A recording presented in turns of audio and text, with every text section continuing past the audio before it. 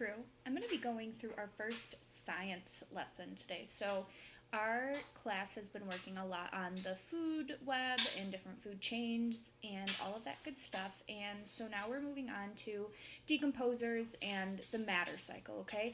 Matter being any substance really in our world, okay? So when we talk about this matter cycle, it's all of those living things and even non-living things that cycle back through our system to get us the food chain that we talk about so much. So behind me is our matter cycle. We start with sun, okay, which gives us our energy for plants, bacteria, algae, which are all producers. We've been talking a lot about producers, consumers, decomposers, and then predator-prey relationships in our 5th grade class. So our sun gives off energy to our plants, bacteria, algae, which are all producers, okay?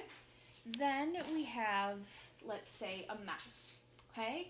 He is a consumer of our plant, but he is also prey to a bird, okay? So this energy then goes from the mouse to the bird. So the energy that the mouse got from the plant, then some of that energy goes to the bird. Our bird is also known as a consumer. He's a predator to the mouse, but he's prey to a cat. So then that energy that came from the mouse goes to the bird, then goes from the bird to a cat. Our cat is also a consumer and a predator, okay? Then, even after that, once there is waste from a cat, there is still some of that energy that started originally from a plant. Crazy, right? So then we still have some energy transferring to waste. Then we have something called a decomposer. In this case, it's a worm. Okay, so the worm decomposes that waste, transfers that energy, then back into plants. Okay? So that's just kind of like a quick version of our matter cycle. We start with the sun giving energy to plants very first, okay? Then some of that energy, once the mouse consumes a plant, it goes to the mouse. So now the mouse has some of that energy that we started with. Then a mouse can get consumed by a bird. That energy transfers to the bird, which then transfers to a cat when a cat eats a bird. Once this cat produces waste, this waste can either go right straight back to the plant, or it can go to a decomposer such as a worm. This worm will decompose the waste back into energy for the plant's bacteria and algae. Okay, so that's kind of like a quick overview of our matter cycle.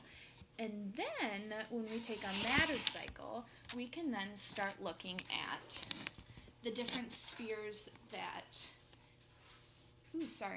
are in our world. So we have the geosphere.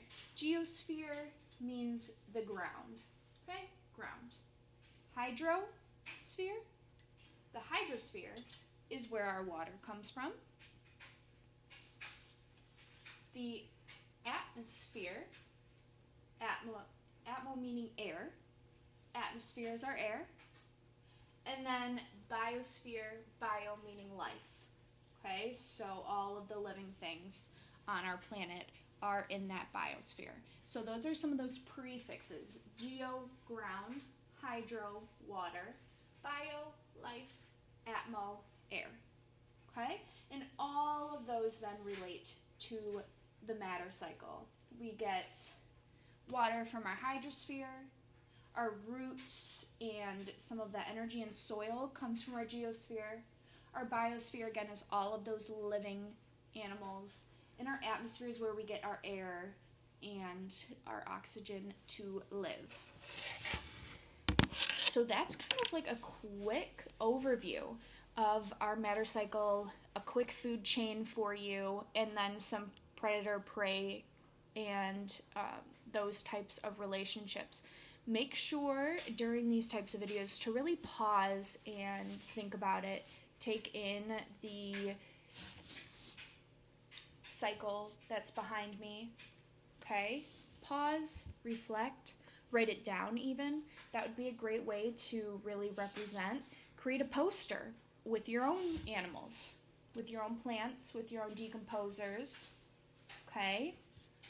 And that would be a great way to continue that education of that matter cycle, life cycle, food web relationships. All right, so there's for a very quick food chain and matter cycle. Tune in next time.